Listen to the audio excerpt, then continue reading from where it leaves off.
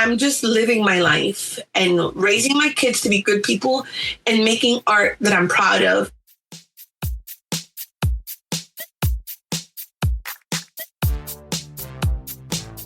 Welcome to Artists and Offices, a podcast that explores, through interviews with working artists, the idea that the work you do for pay supports the work you do for love. I'm your host, Rebecca Bird-Grigsby, visual artist, mom of two, and full-time project manager by day. In 2017, I left my day job at the time and spent 2 years rebooting my studio practice while navigating the uncertain terrain between day jobs and creative work. In Season 1, each episode offered a conversation with an artist balancing their day job with their art practice. This season, I'm stepping outside of the office to talk with artists who are also parents, creative people at different stages of their careers and caregiving about what it really takes to make art while raising kids. On this episode, I'm excited to speak with Susana Sanchez-Young. Susana is a visual journalist with more than 20 years of experience in newspaper design and graphic and photo illustration. Her award-winning work has covered everything from presidential inaugurations to Spanx for Men to nudist camps in South Florida and pretty much everything in between. She's been recognized by the Society of News Design and multiple state press associations across the country.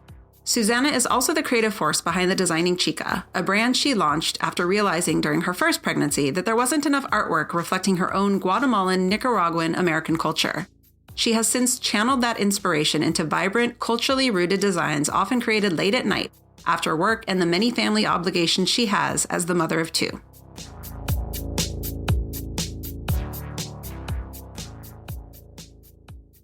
Susana Sanchez-Young, welcome to Artists and Offices. Thank you for agreeing to be on. I'm just going to dive right in. So in your website bio, you write that as a creative journalist, you've covered, and I'm quoting, everything from presidential inaugurations to Spanx for Men to nudist camps in South Florida. Let's start there. Tell me more about the nudist camp. I think that was like 15 years ago. And as an art director for a newspaper, our job is to try to figure out how to best display an article with photo. When there aren't photos available, we have to create a way to show the reader, but not show the reader, because newspapers have certain rules. And I'm like, we're going to cover a nudist colony, a nudist place, but we're not going to show nudity. And we brainstormed with the photo editor, photographer, the features story, like the features editor, the reporter, and myself. I was an art director at the time. And yeah, we went through like a whole hour of brainstorming. How are we going to cover this nudist colony in South Florida without showing boobs and butts and saggy stuff? And our editor-in-chief at the time was like, no nudity. Our photographer, I remember he went out there and he did take some, and they're like, no. He went again, and then he was able to get pictures of a woman sunbathing. But it was just like as if, and the photo was cropped right here so you could see her, and it, and the sign said nudity, like this is the nudist colony or whatever, and somebody's feet were sticking out from like the other side. Wow. And that's how we were, it was basically creative cropping from the photographer. It was basically brainstorming. When you're an art director, visual journalist, when you're taking care of the visual side of the art for a newspaper, it's fun. It's also hard sometimes because there's a lot of hands involved, a lot of different cooks in the kitchen, as they say. Mm-hmm. Yeah, I can imagine. So we're going to back up a bit and kind of start at the beginning. You were born in Hollywood to immigrant parents from Nicaragua and Guatemala, and your cultural heritage and I think like your work ethic are both really clearly very important to you and a source of inspiration for everything that you do across art and design. I read in one interview that when you were young, you would help your mother and I think your aunts and your grandmother clean houses, and you've described how you would sort of collect like the discarded newspapers and magazines and take them home to make collages. And, I would imagine that even before you knew graphic design was a career option, but I can imagine that was sort of like the seeds of everything. So can you talk a little bit more about how you explored and maintained your creative spirit, your creative side as a young person?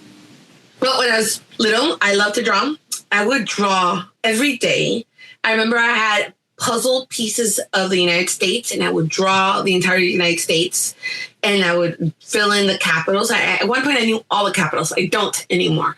But I love drawing maps. And then when I would clean houses with my mom and my aunts and my abuelita, they would have me in charge of the trash. So I would go to each room and like pick up the trash and put it in the big bag. But the trash cans from the office were my favorite trash cans because they would throw out all the magazines. This is before you'd recycle. You know, back then people didn't recycle. People didn't recycle back then. And so everything was thrown into the waste bin.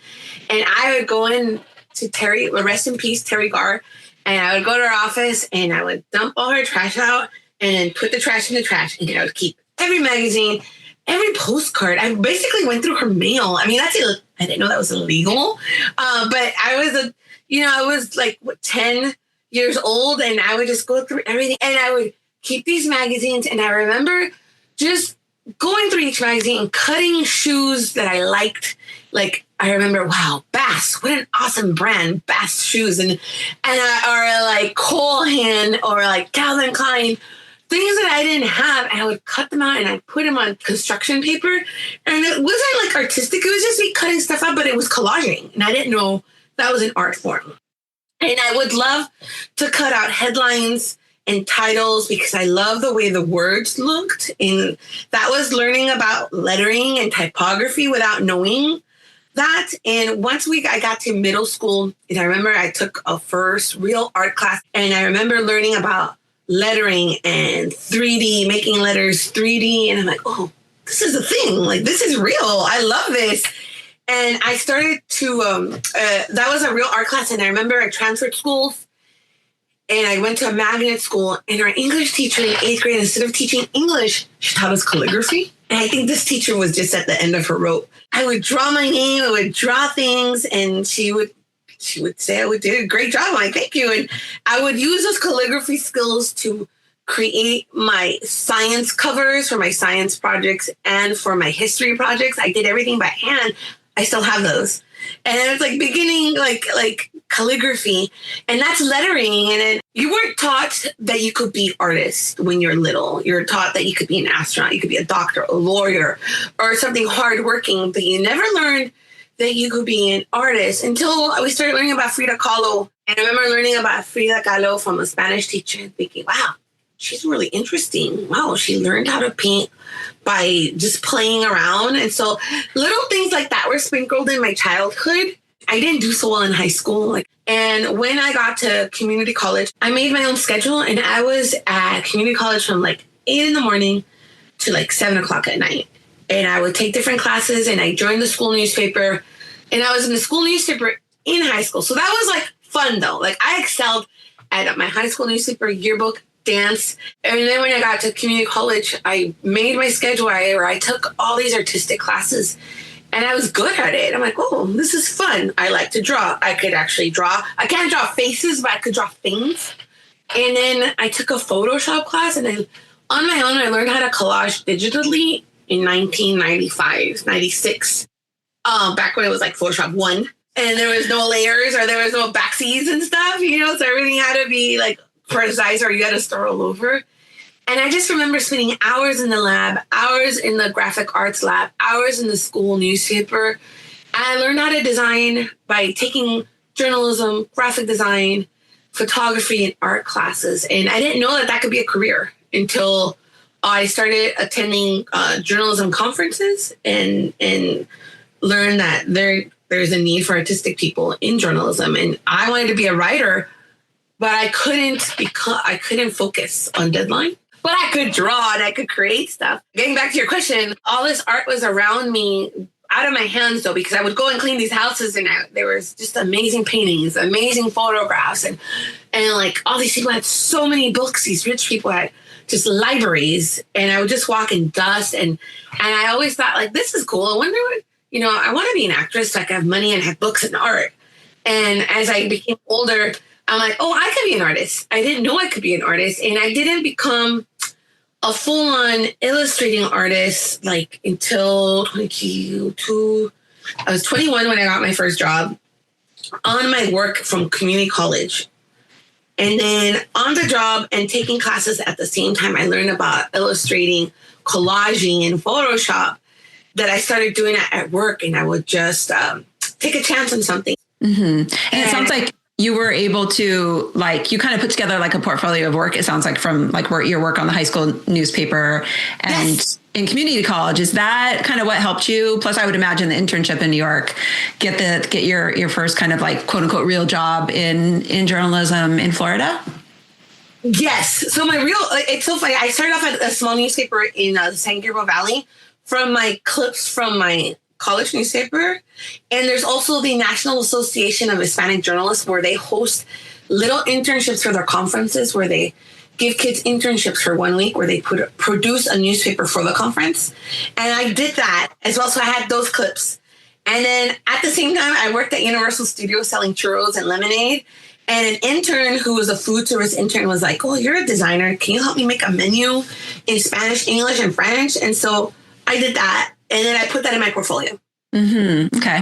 So everything I created, like quinceañera invites, like I was like the designer for the family. So I made everybody's invitation for their quinceañera, or I made wedding invitation. I did everything. I put that all in my portfolio, and all my things from my high school newspaper and my college newspaper, and these 2 little internships I had that I found through the National Association of Hispanic Journalists.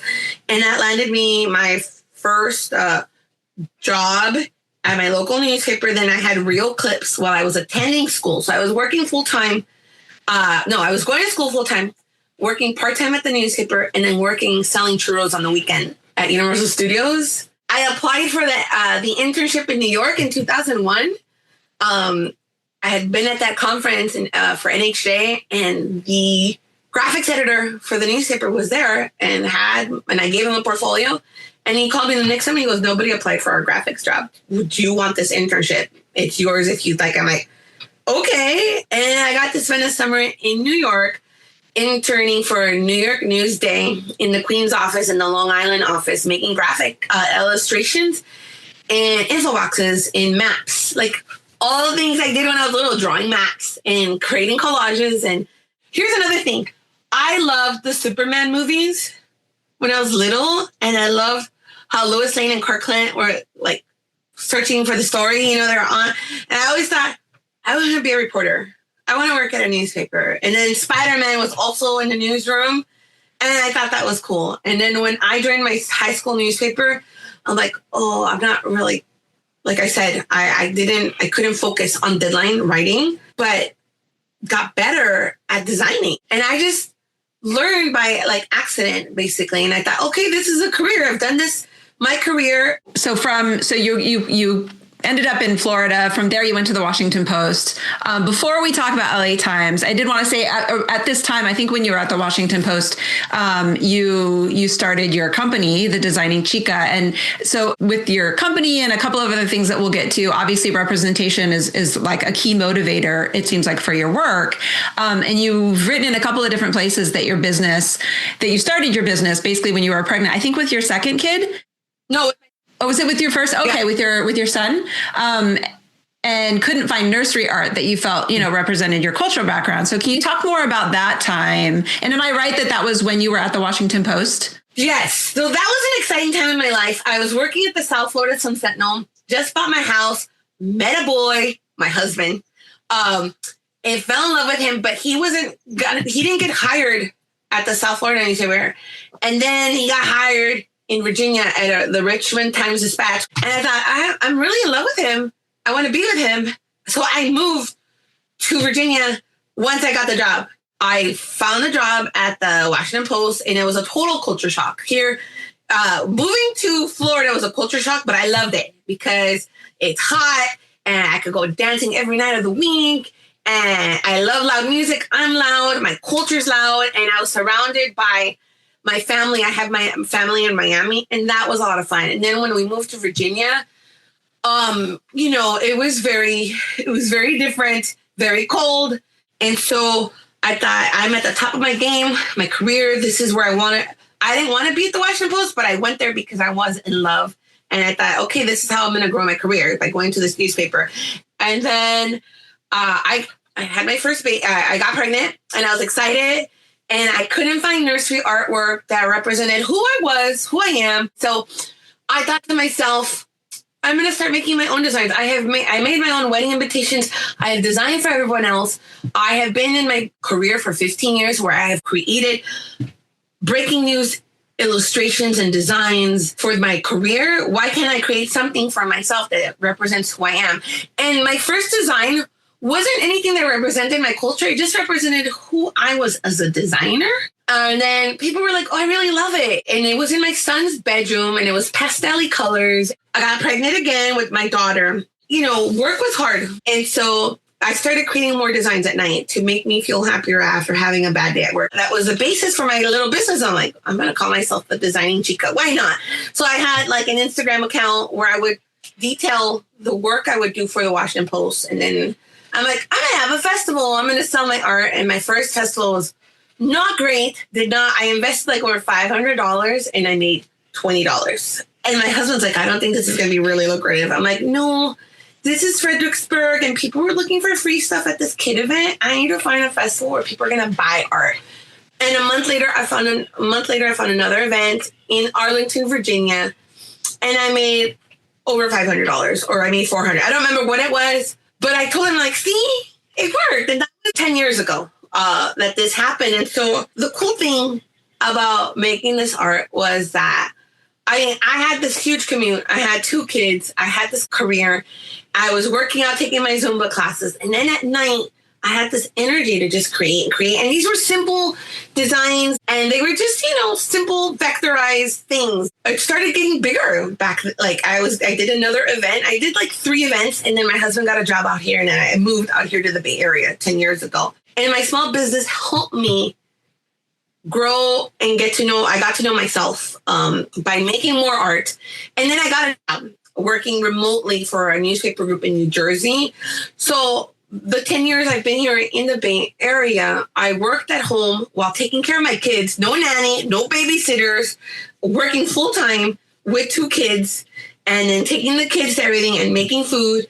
And then trying to design at night for me. That was hard. And I look back and I'm like, I can't believe I did that. And I potty trained my daughter while designing newspapers for the Alabama paper, for New Jersey paper, for a Staten Island newspaper. So I just started creating more designs. Okay, 5 years ago was the pandemic. So 6 years ago, right before the pandemic, my husband bought me an iPad.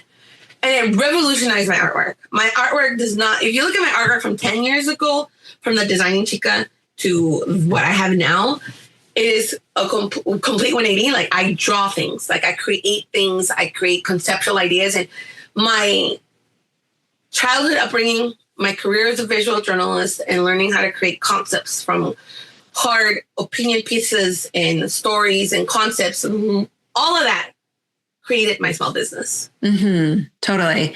I wanted to, can we go back to, I was curious about the craft fairs and festivals, because that was my experience when I was self-employed. I had a shop on Etsy, back in the early days of Etsy when you could really run your business there.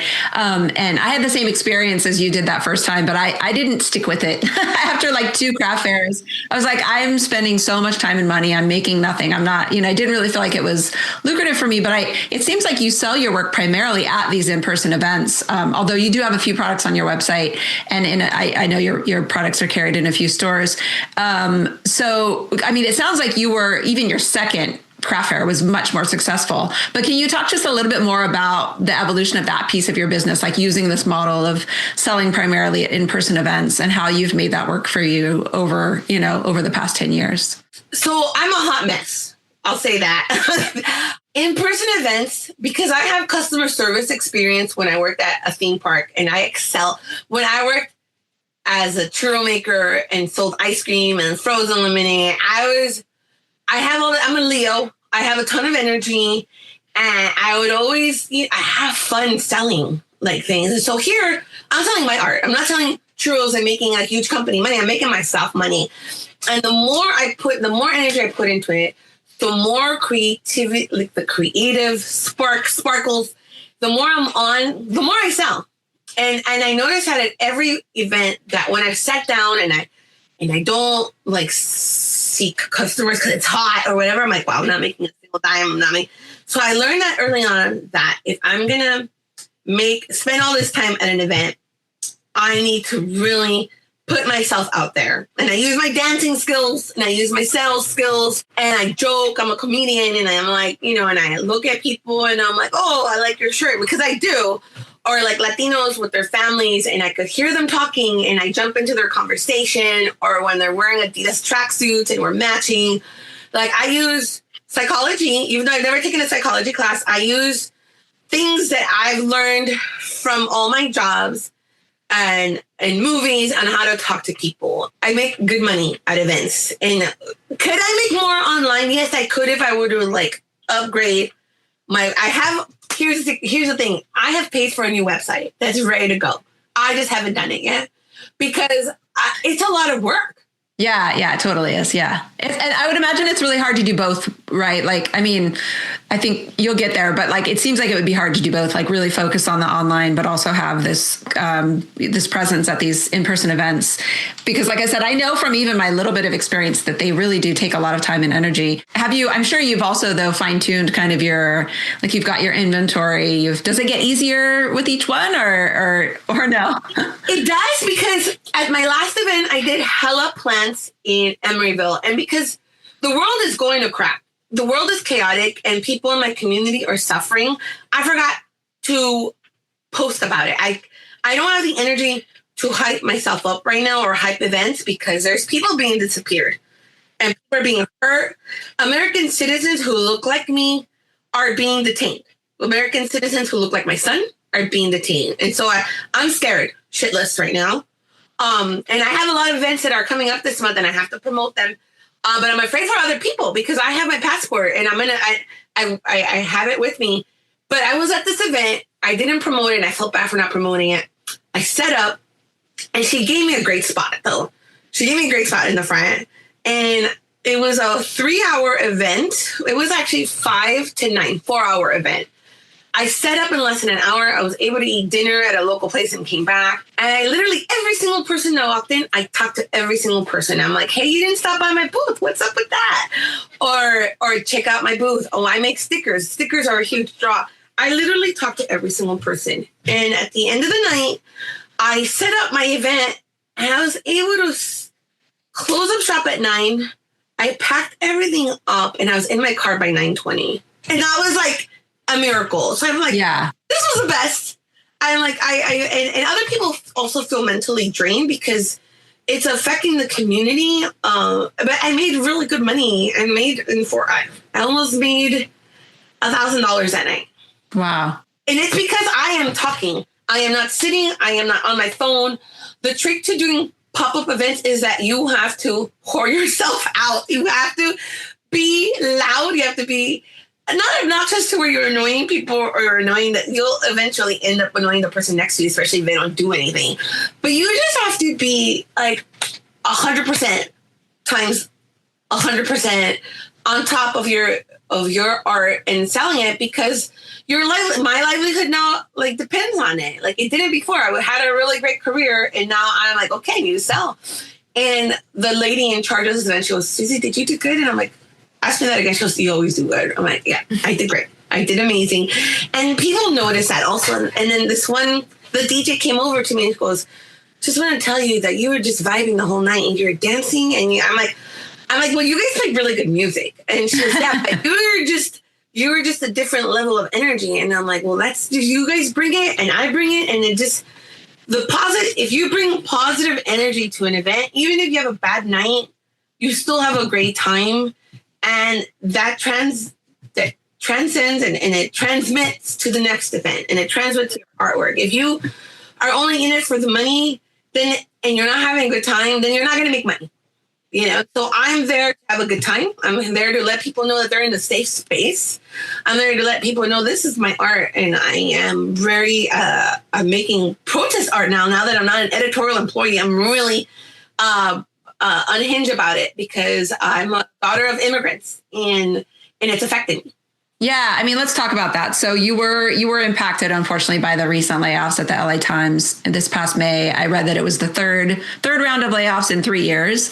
And I read one article that, is sort of linking the layoffs with a loss in subscribers after the publication did not allow for an editorial endorsement in the presidential election. They did it to themselves. Yeah. And to your point, like you and your creative output, like you have not shied away from politics and current events. And I want to just like note a few things that you've done, back to the LA fires. You sold prints of your California love design. I think you raised almost $7,000 for that. Wow. And more recently, I saw the poster design for the No Kings protest that got like 130,000 likes. And I've seen some tagged posts of people printing and carrying this.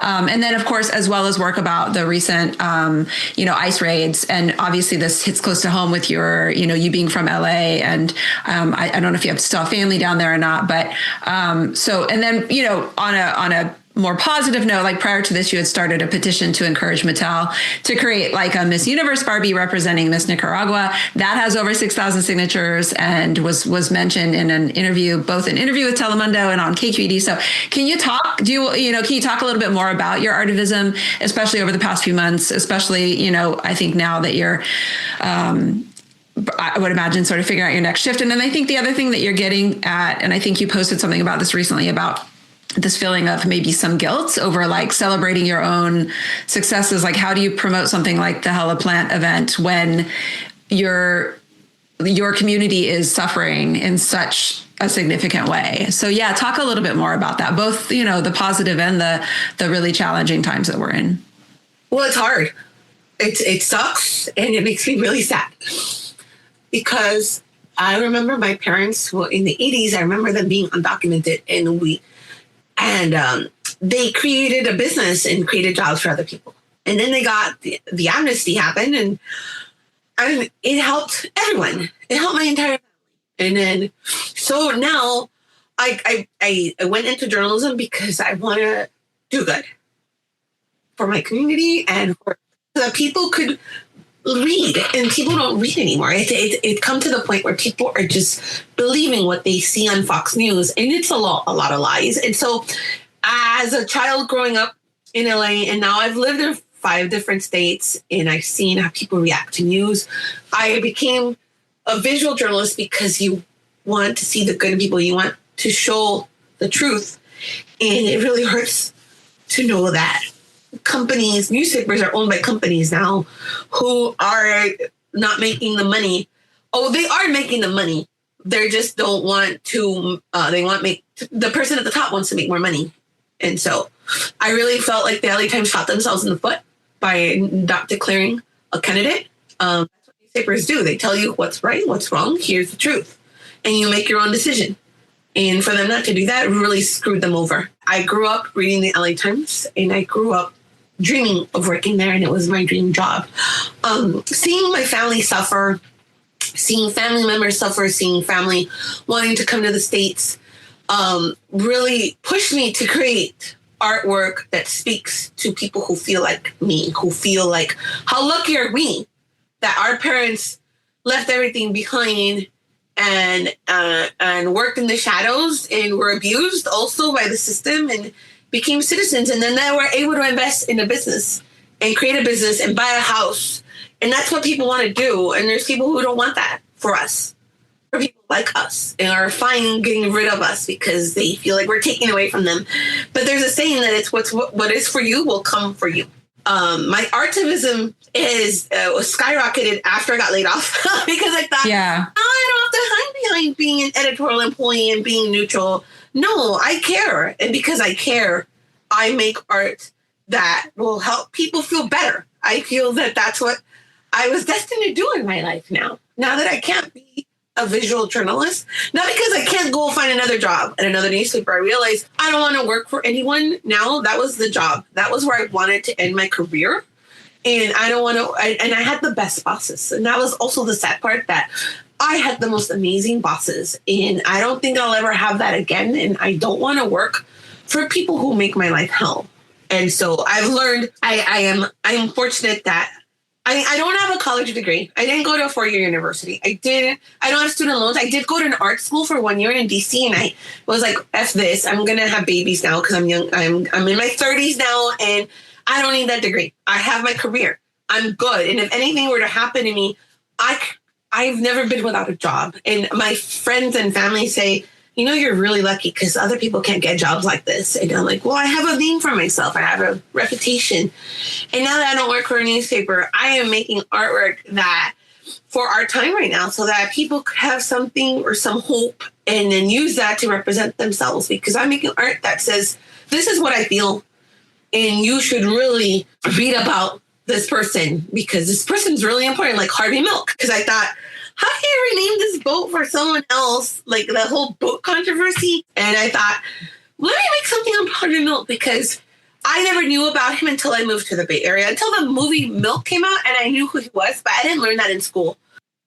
Yeah, me neither. I didn't know who he was until same thing. And then we named our first cat after him. And I thought, how cruel to rename this boat on someone else who does deserve recognition, but you don't like topple someone else just because because he's gay. So I'm making art that speaks to me and that speaks to people who are like-minded, and hopefully it changes people's opinions, or they learn. I've learned that I'm seeing people who are changing their minds and realizing, oh, I didn't vote for this. I'm making art for the time.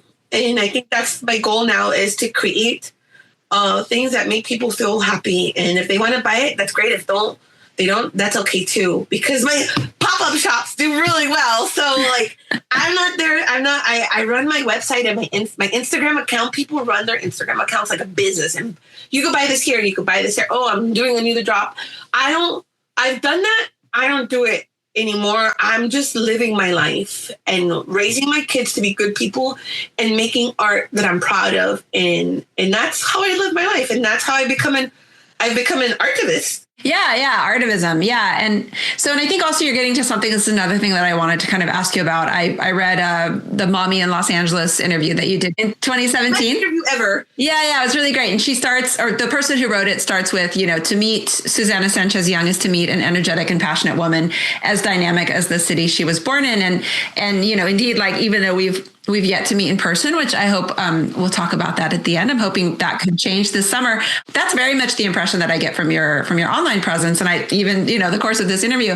And obviously I think we all acknowledge that like what you see on Instagram isn't the whole story necessarily, even though I feel like you're very, very generous and honest with what you're going through. So, but even so, I was surprised to read, I think over the past year or so, an occasional post here and there that you're going through a tough time or you're not feeling okay, that sort of thing. And so you've said that, art and dance, and I think increasingly this kind of artivism that you're doing, and I would say sharing these with your family, these passions are like therapy for you. So would you say, what more do you want to say about that? Is it seems like what the work that you're doing the past couple of months is helping kind of express what you're going through and make that connection between like your creative outlet and the community that you're wanting to sort of spotlight and raise awareness about kind of what's going on for people who might not be paying as close attention.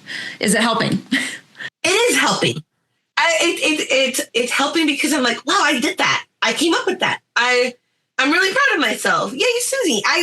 Last year I had a horrible year. My father died and we were estranged. And then I had a breast cancer scare and I had to have like a lumpectomy. I don't have cancer.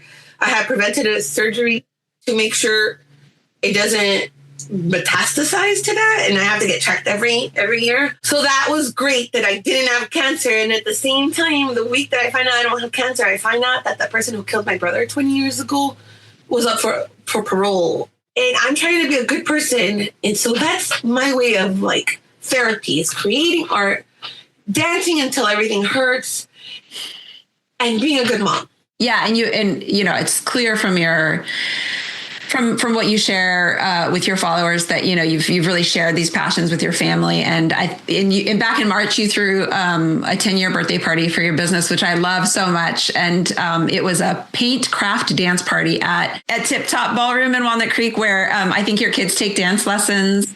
I forced them to dance. Yeah. Oh my God. I love watching those videos though. I'm a big dance enthusiast. I'm not really a dancer myself, but so really, really love that. And in one of the posts leading up to, excuse me, the event, your family is wearing matching t-shirts that you designed kind of to mark the occasion, which again, I just love that so much. So your family is clearly, so you're sharing your passions with your family. That's very clear. They're clearly very supportive of you and your business, and the two seem super integrated. So can you talk about more about, how you navigate family and your creative ambition and kind of how your family supports and inspires you? I have a great husband. I have to give him credit. So I might do more things. I post more, but it's part of what makes me happy. And he knows that if I don't do what I get to do, if I am not happy, no one else is happy. And he's a very supportive husband to a point. And sometimes he'll say, okay, I'm tired. I don't want to go. I want to stay home. I'm like, okay, I'll go by myself. You don't have to go to this event. And so he's a very he's my biggest, him and my mom are my biggest cheerleaders. And that's awesome. He's also told me I need to hire people. So I have students who do work for me, who do the packing. I have an intern. We had the Walnut Creek Fiesta Cultural that I was on the inaugural committee that helped host it and help plan it. And I told my husband, if ICE comes, we need a plan. We talked about a plan. Luckily, they didn't come, thank goodness. And I also hired my intern to come that day. And my friend, her mom, was like, I'm going to stay here and hang out too. I'm like, okay. And because I hired her to help, my husband and I were able to enjoy the event and dance. And so how do I balance everything? There is time for everything in this world if you make it. And if you have a joint calendar. And you make sure to have conversations with your partner about all the things. And so I think it's just conversations, having communication. If we didn't have the communication, if we didn't respect each other's goals and dreams, then we wouldn't have this relationship and I wouldn't be as successful. The funny thing is now that I'm unemployed, I'm like, I have time to do nothing and not worry. So everything works out for me because I put it out in the universe. I treat people the way I want to be treated. I put my energy out there. I want to have fun. I want to party. I want my kids to love their culture. So I am overflowing them with cultured events. And right now, my son, he's my niece's chambelán for her quinceañera. And I have bought him tickets to go to LA every weekend to go practice so that he could be a part of his Latino community, because he doesn't have that here in the Bay Area. And that's one of the things that sometimes I wish I lived in LA so that I could be around my family, so my kids could grow up with the loudness, the weekend carne asadas, and being around their grandmothers. But it didn't happen. We're here, and I'm making it happen. I'm making them know where they come from. I'm making them know about their Asian culture. And I want them to be proud of where they come from, because my parents made me feel proud. And there was a time when I'm like, oh, I don't want to speak Spanish. I'm like, no. They didn't let me stop. Yeah, totally. So I'm trying that. I'm trying my best with my kids, and they could understand Spanish. They're not really great speakers, but they understand it. And so I'm like, I'm doing what I can. So I'm just, like you said, my Instagram feed is who I am, because why am I going to try to be something else? I don't have time for that. I don't have time to be fake. I don't have time to put something that's not real. And that's something I learned. I don't follow trends. I do me. I am myself. Sometimes I don't post for 4 days because I'm like, oh, I'm tired. The world is shitty right now. I don't know how I could promote these events without feeling sad for the people who would enjoy them, have to stay home out of fear. Yeah. And I think I when you share posts of your kids dancing, I think I don't know if they always like it, but they're going to thank you at some point for those skills. Do they enjoy doing it? No, yes. Here's what I told them. So 4 years ago, the studio they opened in the pandemic, and we went to PetSmart or Petco, whatever, that's right there in Walnut Creek. And I look back and I'm like, there's a dance studio here now? I didn't see this. And I go to the kids, let's go to the dance studio. And they're like, let's not. I'm like, no, we're going. And I'm like, honey, what do you teach here? They're like, ballroom. I'm like, oh, first class is free. And there's a flyer right there. I'm like, the flyer's in Russian, and I don't speak Russian. So the owners are from Lithuania. They're Lithuanian ballroom dance champions. Wow. Amazing. In Walnut Creek. Yes, in Walnut Creek. And so I'm like, okay. So I told the kids, we're going to come back and do this. And the kids are like, ugh, whatever. Brought them back the next week. And then they're like, that was a lot of work, Mom. I'm like, yeah, but you guys are really good at everything I put you in, and you're going to do it. 4 years later, in October, will be our 4-year anniversary of dancing there. And my son can pick up any dance move. I feel like if running doesn't work out for him because he's a track star, I told him, if track doesn't work out dancing, he's like, I don't want to be a dancer. I'm like, yeah, but I'm just letting you know that you're really good. He goes, you told me I could quit after the quinceañera. I'm like, yeah, I don't think so. And so I forced them. And the reason why I forced them to do this is I told them, I don't want you guys to just play video games all day after school. I want you guys to have skills, and I want you to have different friends outside of your school. These are people from Europe whose first language is Russian, or they're from a different part of Eastern Europe, and they're fun. And I go, I want you to be around different people. And you've been able to tie it, I think, back to like their, cultural heritage as well, right? With performing that. Yeah. Yes. So I think that's really cool. And here's what I said to them. We have a government who's telling us we can't celebrate who we are. So I told my kids, by you dancing at your culture fair, that our school is celebrating who we are and they're not changing anything, that's a form of resistance. That is a form of protest. For you guys, dancing at our culture night is a form of resistance and protest, saying this is who we are. Well, it's because you're making us. I'm like, yes, I'm making you. But it's because also this, and they understand that this is how, when they look back at this time and they're going to look back at history, they're going to be like, where were you? What did you do? Oh, our mom made us ballroom dance in protest. Yeah. That's great. Okay, I just have a couple more questions. So I did want to talk a little bit about the art world. So your work was included in the amazing World of Frida exhibit at the Bedford Gallery there in Walnut Creek, which then traveled. I actually saw it at the California Center for the Arts in Escondido, and we were visiting family, doing sort of a pandemic-friendly Thanksgiving. Actually, I think like the week before Thanksgiving in November 2020, and then more recently, you had a solo show at the Walnut Creek Library Art Gallery. But you've shared, as I think is, people by now should be getting, you show the good and the bad, right? So you've shared some rejection as well. The DeYoung Open in 2023, your California Love print, which I mentioned before, that you've sold tons and tons of copies of that. So that was rejected, but then included in the sort of grassroots show, the Salon de Refusés at Fort Chicken Gallery in San Francisco. So can you talk about how you navigate those spaces? If, I don't know if those feel like different spaces for you, kind of art and design, kind of like the art gallery versus like the craft, where you sell your work at these pop-ups, at these events and things, and how you deal with the occasional rejection or setback. When I see art events, like I said, I get rejected, but I apply anyway. And for these art exhibitions, when I got rejected from like the DeYoung, I was like, oh man, that sucks. Oh well. Then I saw the rejecting art thing. That was great. And I did it and my piece sold there, which was great. Rejection is a part of life. And my daughter right now, I had her submit an origami piece to the state fair. She got rejected. And I told her, at least by submitting, you had a chance. If you don't submit, you don't have a chance. Does it suck to lose? Yes. But then that just makes us better. To end this, what's next? I did get, I'm unemployed, but I have a temporary job that I also have to plan for. My friends recommended me for an art teaching position at Juvenile de Hall. So the second week of August, I'm going to be teaching 8 hours of classes. Just 1 week. I have a job for 1 week. And I've never done that before.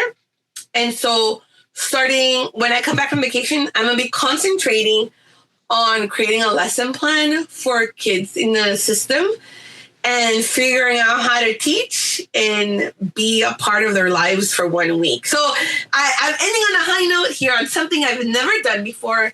And I would never have done this if I had a job. Well, Susana, thank you so much for agreeing to be on Artisan Offices. Artisan Offices is produced and edited by me, Rebecca Bird Grigsby. Intro music is provided by Jesse Kelsey. Show notes and additional episodes can be found at artisanoffices.com. If you enjoyed this episode, please consider subscribing to the podcast on your streaming platform of choice and leave the show a rating or review. This will help the podcast connect with even more artisan offices. Thank you so much for listening. Imagine old men playing pétanque. And they're holding onto these balls until he photographed it where you can't see balls, but you saw the pétanque balls where the balls go.